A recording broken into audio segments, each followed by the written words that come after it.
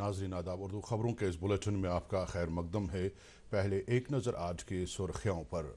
वज़ीर आज़म नरेंद्र मोदी ने आज आसाम और कोलकाता में हज़ारों करोड़ रुपए मालियत के तरक्याती प्रोजेक्टों का इफ्तिताह किया और संग बुनियाद रखा।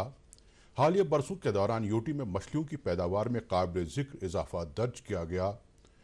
श्रीनगर में मुनक़िदा कौमी सतह की कॉन्फ्रेंस से खिताब के दौरान लेफ्टिनेंट गवर्नर मनोज सिन्हा का इजहारी ख्याल। अनंतनाग जिले में 100 करोड़ रुपए लागत वाला इंटीग्रेटेड एक्वा पार्क प्रोजेक्ट कायम किया जाएगा, मरकजी वजीर राजू रंजन सिंह। और वादी में रवां बरस की पहली कौमी लोक अदालत के जरिए बड़ी तादाद में मामलात का इफ़हाम व तफ़हीम के जरिए निपटारा। खबरें तफसील से। वज़ीर-ए-आज़म नरेंद्र मोदी ने आज आसाम में सिलचर से 23,550 करोड़ रुपए मालियत के मुख्तलिफ तरक्याती प्रोजेक्टों का आगाज़ किया। उन्होंने अंबिकापुर के मकाम पर 3 प्रोजेक्टों के लिए भूमि पूजन की। इस मौके पर इजहार ख्याल करते हुए वज़ीर-ए-आज़म ने कहा कि जनूबी आसाम की बारक वादी भारत को जनूब मशरिक़ एशिया के साथ जोड़ने वाले अहम पुल के तौर पर उभर रही है। दुनिया में हर तरफ फैली जंग की सूरत हाल के बारे में वज़ीर-ए-आज़म ने कहा कि बीजेपी सरकार इस बात को यकीनी बनाने के लिए हर मुमकिन कोशिश कर रही है कि हमारे मुल्क के शहरियों को परेशानियों का कम से कम सामना करना पड़े। वज़ीर-ए-आज़म ने कहा कि सरकार चाहती है कि जंग का असर मुल्क के शहरियों पर कम से कम पड़े। दरियासना वज़ीर-ए-आज़म ने आज कोलकाता दौरे के दौरान वहां तकरीबन 18,680 करोड़ रुपए मालियत के मुख्तलिफ तरक्याती प्रोजेक्टों का इफ्तिताह किया और संग बुनियाद रखा। इन प्रोजेक्टों में कई कौमी शाहराह प्रोजेक्ट भी शामिल हैं।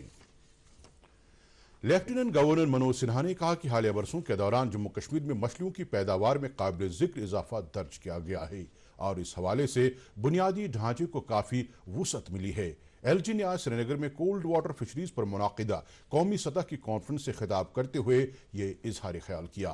फिशरीज की मरकजी वजारत के एहतमाम से मुनाकिदा इस कॉन्फ्रेंस में मुतालिका मरकजी वजीर राजू रंजन सिंह और वजीर आला उमर अब्दुल्ला भी मौजूद रहे। इस मौके पर कलीदी खुतबा पेश करते हुए लेफ्टिनेंट गवर्नर ने कहा कि इंतजामिया के अज़्म है कि यूटी के माहिगीरों को बाइख्तियार बनाने के साथ साथ उन्हें पायदार खुशहाली की तरफ गामजन किया जाए।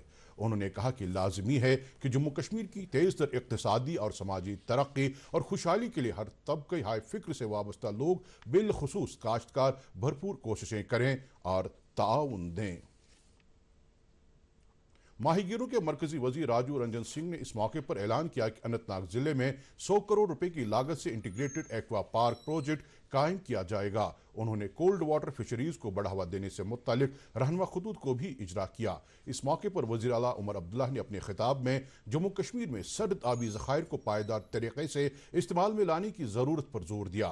उन्होंने इस शोबे में जदीद तकनीकों और साइंसी तौर तरीकों को अपनाने की अहमियत को उजागर किया। लेफ्टिनेंट गवर्नर मनोज सिन्हा ने आज DIPR मीडिया कॉम्प्लेक्स श्रीनगर में एकल फाउंडेशन ऑफ इंडिया सेवा भारती J&K के एहतमाम से मुनाकिदा तकरीब के दौरान एक तसनीफ महसूस की रस्म में रोनमाई अंजाम दी। इस मौके पर लेफ्टिनेंट गवर्नर ने कहा कि हमदर्दी इंसान की कमजोरी नहीं बल्कि ये पूरी इंसानियत के लिए सबसे बड़ी ताकत है। उन्होंने कहा कि खुशहाली जम्मू कश्मीर की बुनियाद सिर्फ इक़्तिसादी तरक्की से नहीं बल्कि ये यहाँ रहने वाले हर शख्स के तर्ज हयात से जुड़ी है। लेफ्टिनेंट गवर्नर ने कहा कि रमज़ान का महीना हमें दूसरों के लिए काम करने की तहरीक देता है। उन्होंने नौजवानों से कहा कि उन्हें चाहिए कि वो दूसरों के लिए कुछ अच्छा करने के हवाले से पुरअज़्म रहें। साल 2026 की पहली कौमी लोक अदालत के तहत आज वादी के मुख्तलिफ अजला में खुसूसी लोक अदालतों का एहतमाम किया गया। इस हवाले से सदर कोर्ट कॉम्प्लेक्स श्रीनगर में जम्मू कश्मीर और लद्दाख हाई कोर्ट के चीफ जस्टिस और J&K लीगल सर्विसेज अथॉरिटी के सरपरस्त आला जस्टिस अरुण पल्ली की रहनुमाई में लोक अदालत का एहतमाम किया गया। इस सिलसिले में 12 बेंच कायम किए गए थे। लोक अदालत के दौरान 49,252 मामलात उठाए गए, जिनमें से 48,342 मामलात इफ़हाम व तफ़हीम के जरिए हल किए गए और 5.5 करोड़ रुपए से ज्यादा बतौर मुआवजा मंजूर किए गए। कौमी लोक अदालत के तहत आज जिला कोर्ट कॉम्प्लेक्स अनंतनाग में कई बेंच कायम किए गए थे। लोक अदालत का इफ्तिताह करते हुए प्रिंसिपल डिस्ट्रिक्ट एंड सेशनल जज अनंतनाग ताहिर खुर्शीद रैना ने वक्त रहते इंसाफ की फराहमी के लिए लोक अदालतों की अहमियत और इफादत को उजागर किया। लोक अदालत में मुख्तलिफ नौइयत के मामलात उठाए गए, जिनमें से बेशतर को इफ़हाम व तफ़हीम के जरिए हल किया गया। इस मौके पर मुस्तफ़ीद कुनंदगान ने मामलात के हल के लिए इफ़हाम व तफ़हीम को इंतहाई मुअस्सर जरिया करार दिया। इस हवाले से कुलगाम जिले में प्रिंसिपल डिस्ट्रिक्ट एंड सेशनल जज और chairman district legal services authority Kulgam Ijaz Ahmad Khan की सदारत में लोक अदालत का एहतमाम किया गया, जिसके तहत जिला सदर मकाम पर 3 रेवेन्यू कोर्ट कुलगाम, डीएचपुरा और काजीगुड में एक बेंच कायम किया गया। लोक अदालत के दौरान मोटर हादिसात और दीगर नौइयत के तकरीबन 600 मामलात उठाए गए, जिनमें से बड़ी तादाद में मामलात को इफ़हाम तफ़हीम के जरिए हल किया गया। पांपोर में मुनसिफ और चेयरपर्सन टीएलसी उज़मा अमीन की सदारत में लोक अदालत का एहतमाम किया गया। मुनसिफ अदालत में मुनाकिदा इस लोक अदालत के दौरान इफ़हाम तफ़हीम के जरिए मामलात को हल करने के अलावा बर वक्त इंसाफ की फराहमी में लोक अदालतों की अहमियत को उजागर किया गया। खबरें जारी हैं, रुकते हैं एक मुख्तसर वक्फे के लिए।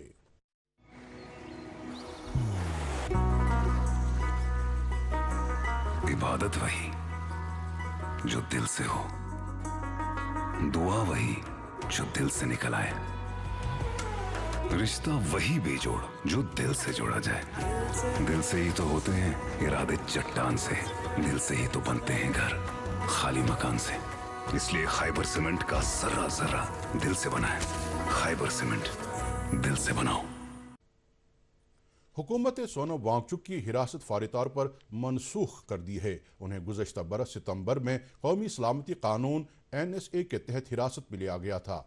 वजारत दाखिला ने कहा कि सोनम वांगचुक को गुज़श्ता बरस लेह में पैदा होने वाली नज़्म नस्क की संगीन सूरत-ए-हाल के पेश नज़र हिरासत में लिया गया था।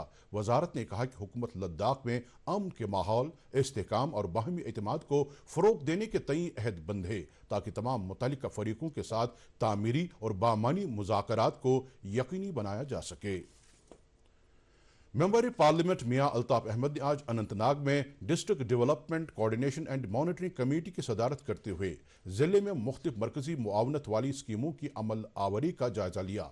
मीटिंग में मेंबरान असम्बली पहलगाम, बिजबिहाड़ा, अनंतनाग ईस्ट और जिला तरक्याती कमिश्नर अनंतनाग ने भी शिरकत की। इस मौके पर उन्होंने तरक्याती कामों के मियादबंद तकमील पर जोर दिया और इस दौरान मियार को यकीनी बनाने की अहमियत उजागर की। उन्होंने कहा कि अजहद लाजमी है कि फ्लैगशिप प्रोग्रामों के फवायद हर फर्द तक पहुँचें। MLA ईदगाह मुबारक गुल ने आज हल्का इंतखाब के मलपुरा इलाके का दौरा करके वहां आग मुतासरीन के साथ हमदर्दी का इजहार किया। उन्होंने मुतल्लिका अफसरान को हिदायत दी कि मुतासरा कुंभों की राहत और बाज़ाबादकारी के लिए फौरी तौर इक़दाम किए जाएँ।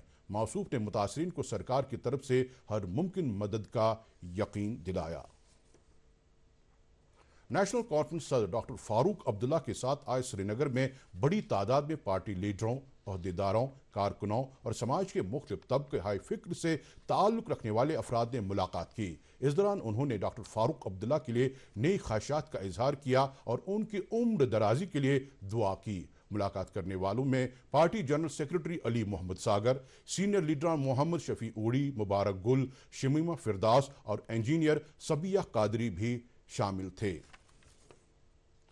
बीजेपी के तर्जुमान मंजूर अहमद भट्ट ने आज एक प्रेस कॉन्फ्रेंस में उमर अब्दुल्ला सरकार की पॉलिसियों की सख्त नुक्ताचीनी की।